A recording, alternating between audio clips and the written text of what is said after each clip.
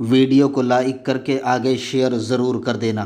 یعنی مدینہ منورہ میں حضور کی آمد پر یا رسول اللہ کے نعرے لگ رہے تھے۔ پتہ چلا آمد رسول پر یا رسول اللہ کے نعرے لگانا کسی مولوی کی بدعت نہیں ہے بلکہ یہ صحابہ کی سنت ہے۔ اور تاریخ میں آتا ہے کہ اس دن جس دن حضور نے مدینے میں قدم رکھا ہے وہ دن پیر کا دن تھا اور وہ مہینہ ربیع الاول کا مہینہ تھا اور وہ تاریخ ربیع الاول کی 12 تاریخ تھی۔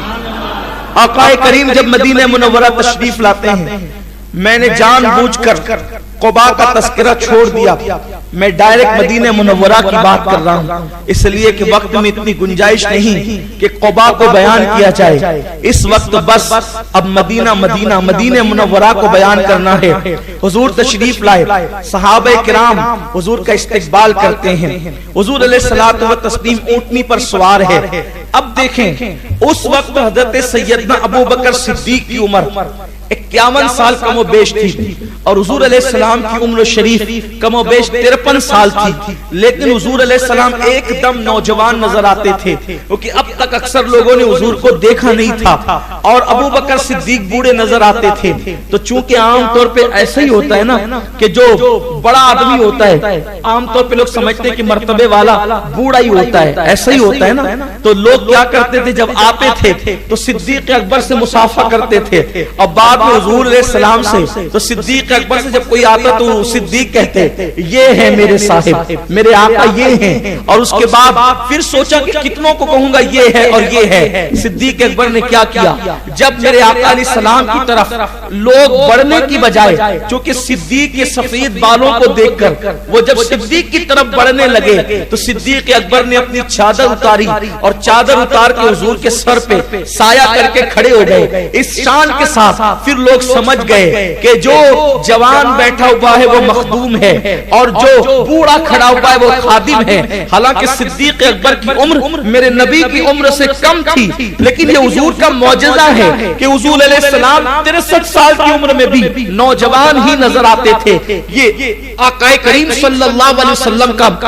عظیم معجزہ ہے۔ بہرحال صدیق اکبر حضور علیہ السلام کے لیے چادر لے کر کے کھڑے ہو گئے۔ اب یہ قافلہ مدینہ الرسول میں داخل ہو رہا ہے، لوگوں کو انتظار ہے۔ جیسے جیسے اونٹنی آگے بڑھتی ہے مدینے کی ننھی ننھی بچیاں کہتی ہے طلع البدر علینا من ثنیات الوداع وجب شکر علینا وجبت شکر علینا ما دعا للہ دائی۔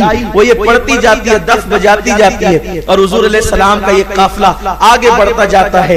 آج اہل مدینہ اتنا خوش ہیں، حضور تشریف لائے ہیں، اس سے زیادہ خوشی اہل مدینہ کو کبھی نہیں ہوئی تھی، اس لیے کہ آج کا دن اہل مدینہ کے لیے سب سے زیادہ خوشی کا دن تھا۔ میری جماعت کے بہت بڑے مفکر نے یہی بات تو کہی تھی کہ لوگ جس وقت حضور پیدا ہوئے لوگوں کو پتا نہیں تھا کہ اللہ کا حبیب پیدا ہو رہا ہے، اس لیے لوگ اس دن انسانوں نے جشن نہیں منایا، جانوروں نے منایا، چرند نے منایا، پرند نے منایا، فرشتوں نے منایا، لیکن انسانوں نے نہیں منایا، اس لیے کہ انسانوں کو پتا نہیں تھا۔ انسان تو یہ کہہ رہے تھے کہ عبداللہ کا بیٹا آیا ہے، آمنہ کا لقت جگر آیا ہے، عبد المطلب کو پوتا آیا ہے، ابو طالب کو بھتیجا آیا ہے، لیکن جو ہے اس وقت کسی نے جشن اس طرح نہیں منایا کہ نبیوں کا امام آیا ہے۔ قدرت نے کہا بندو انتظار کرو، اگر بات یہی ہے تو ایک تاریخ ایسی ملا دیں گے کہ اگر محبوب علیہ السلام کی آمد پر لوگوں کو پتا نہیں تھا، سب نے جشن منایا، انسان نے نہیں منایا، ایک دن انسان سے بھی منوا دیں گے اور پھر اس کو تاریخ مرتب کریں گے، اس لیے کہ محبوب کی ولادت کی تاریخ اور حبیب کی مدینہ منورہ میں دخول کی تاریخ دونوں کو یکساں کر دیں گے۔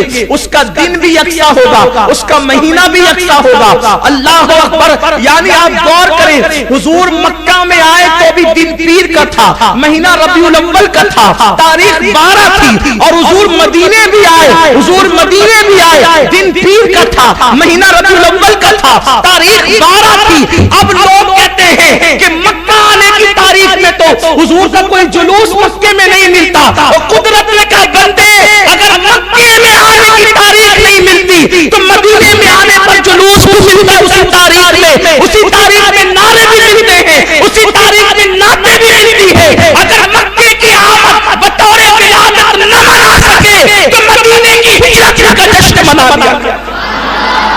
مدینے ہی کی تاریخ بنا لیا کر، کیونکہ وہ بھی ربیع الاول ہے، وہ بھی پیر کا دن ہے، وہ بھی 12 تاریخ ہے۔ حضور تشریف لا رہے ہیں، جدھر سے گزرتے ہیں ہر صحابی کہتے ہیں حضور میرے گھر آئیں، میرے گھر آنا پیارے نبی، میرا گھر چمکانا پیارے نبی، حضور تشریف لائیں۔ ویڈیو اگر اچھا لگا ہو تو لائک کر کے آگے شیئر ضرور کر دینا۔